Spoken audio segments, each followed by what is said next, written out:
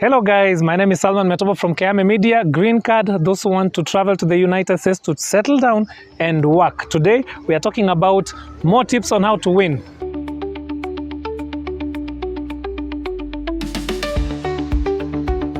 So last year, there's a video that we did and I was guiding you guys on how to get your photo right, and some people followed that advice and they succeeded. So we have winners, and I'm going to show you some of the photos of our winners here from the past.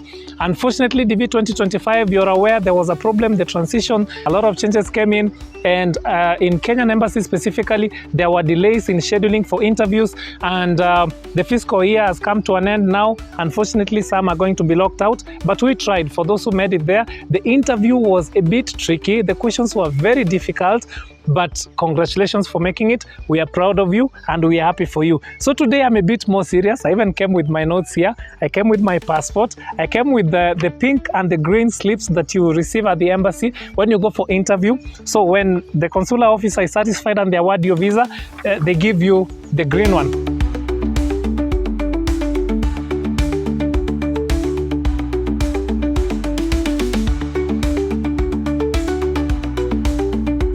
The green slip is good news. And when the consular officer has issues and they have denied your visa, they give you this pink slip. And usually you see two categories of people at the embassy when you go for interview. So there are those who come from the consular's officer there and they are so happy. They have the green paper, they know they have been awarded. And there are those who come out and they are sad and they want explanation. There are ladies who run sometimes to the security trying to understand why did we not get it? So today, I'm here to give you some of the reasons why you can be disqualified. 5 biggest mistakes that disqualify your green card application instantly. So the first one at the very top, of course, you know I'm going to talk about that, is the photo. So if you don't get your green card photo right, definitely you will be disqualified. What are some of the issues that come up with the green card photo that could lead to your disqualification? Number one, there are very strict requirements when it comes to the green card photo. Sometimes the size is very important. There is the upper limit, 240 KB, shouldn't be more than that. There is the lower limit, 54 KB, shouldn't be lower than that. Even the dimensions themselves, they affect, that size. Why is that important? Because all these photos that are uploaded from around the world, there are so many of them, and they have to hold them in their servers. All right, so it takes a lot of storage, and that's why they have limited the size that you're able to upload. So that is number one. Number two, it could be just a bad photo. The lighting is off, the shadows are everywhere, you are wearing some things that are blocking your face, so definitely that's going to be disqualified. Your photo is not in focus, that is going to get you disqualified. So I will not go into details on that because we've done a video on the green card photo. So if you want to know more about how you can be able to get the photo right, then you watch this video here that you're going to link,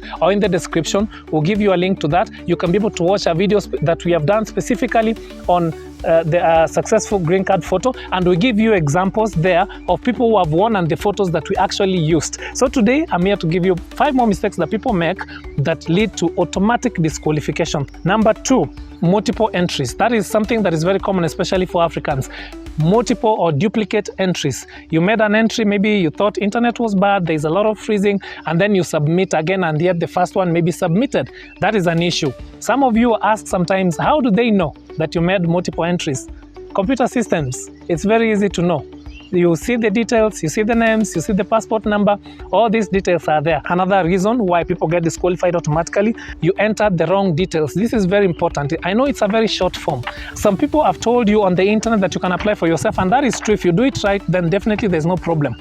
But it's a very short form, yes, but it's very easy also to make mistakes, and some of the mistakes are more serious than others, and there are some that could cost you. There are some mistakes in that form, in that short form, that could cost you. The biggest among them is the country of eligibility.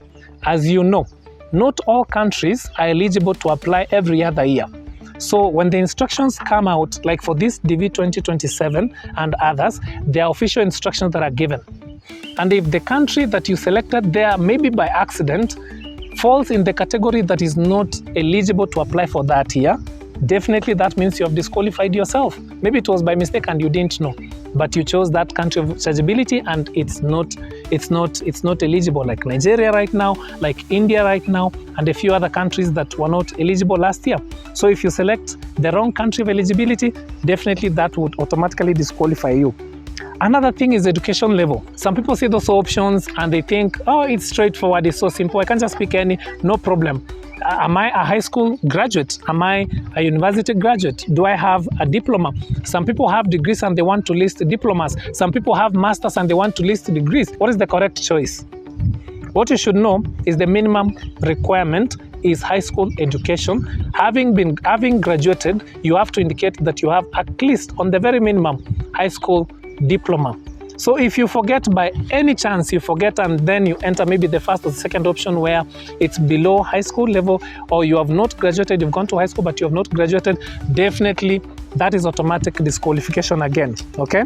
Another thing is mismatched details like marital status. Maybe you are married, you did not indicate, or maybe you have children, you did not list all of them.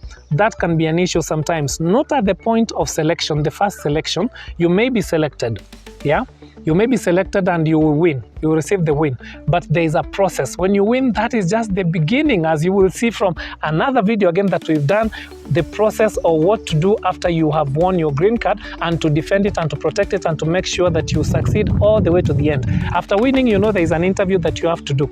And that interview, they're very strict and they check your background, they check your security background, they check your travel history, all of these things. So let's say I applied and I decided I'm not married and yet I'm married, or I decided I did not list my children and yet I have them. By the time I'm submitting my form after winning, I forget and maybe I list different details. Or even if I do not, and you go to your interview and your passport has some of these details, and some of these details are mismatching with what is in your DS-260, automatic disqualification. So usually we say, truth policy, try to be consistent with your information, the way you present it in this. The next mistake that many people make that disqualify them immediately, especially here in Africa, losing your confirmation.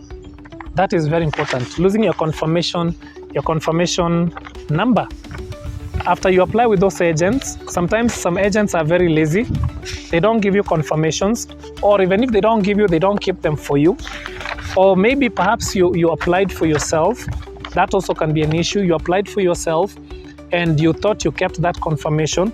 Somewhere along the way, because now there's a 1 year wait from October to May, that's a long time, that's many months. You find you've misplaced the form. You can't locate it. And when you're trying to retrieve it later, so many people come to us sometimes at Keyame trying to retrieve their confirmation. They applied elsewhere, they applied with other people, they applied by themselves and they have lost those forms, or the forms, or maybe the numbers were, the details were entered incorrectly. Now you're trying to retrieve. You need your birth date, you need the email address that you used, you need all these details for you to retrieve it. And then you find they do not even know the email address that they used. And even if they know the email address that they used, maybe it was misspelled that time. So you cannot access that confirmation. So it's very possible that many people have won. You won, but you never knew. You can win and never get to know it because you lost your confirmation form. Your agent was a lazy agent. They never kept the details for you. You are not even able to retrieve it. So that is an issue. Be very careful when doing that.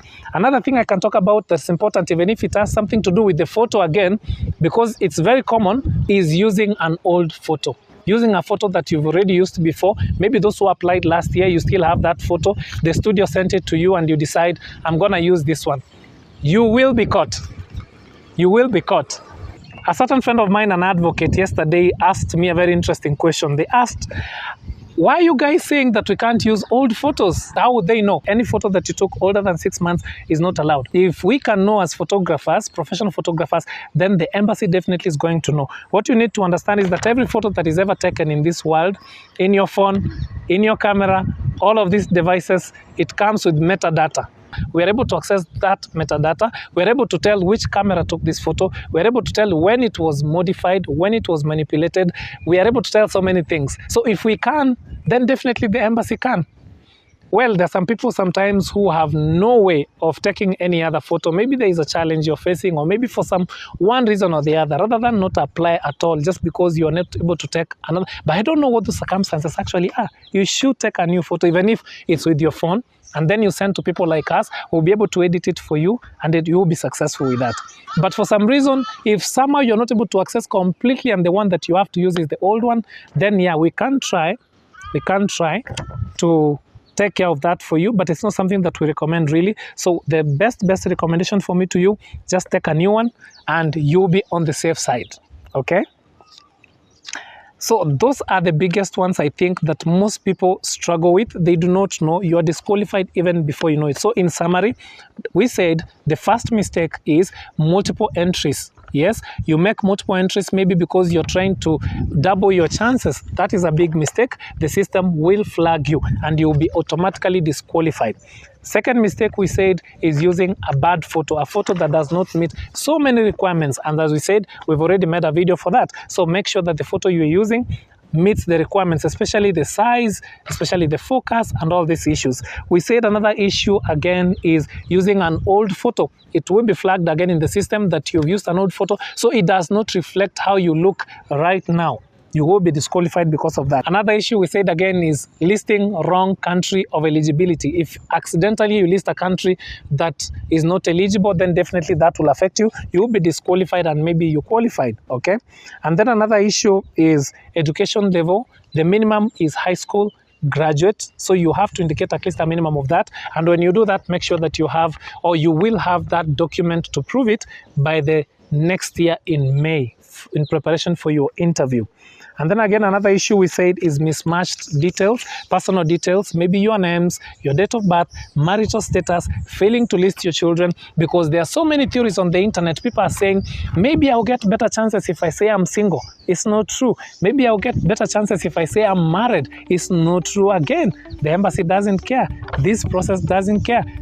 As long as you list the truth, if you're chosen, you're chosen. And in fact, if you're married and you're able to list it that way, then it's better for you, because now if your spouse wins, you'll be able to go along with the spouse.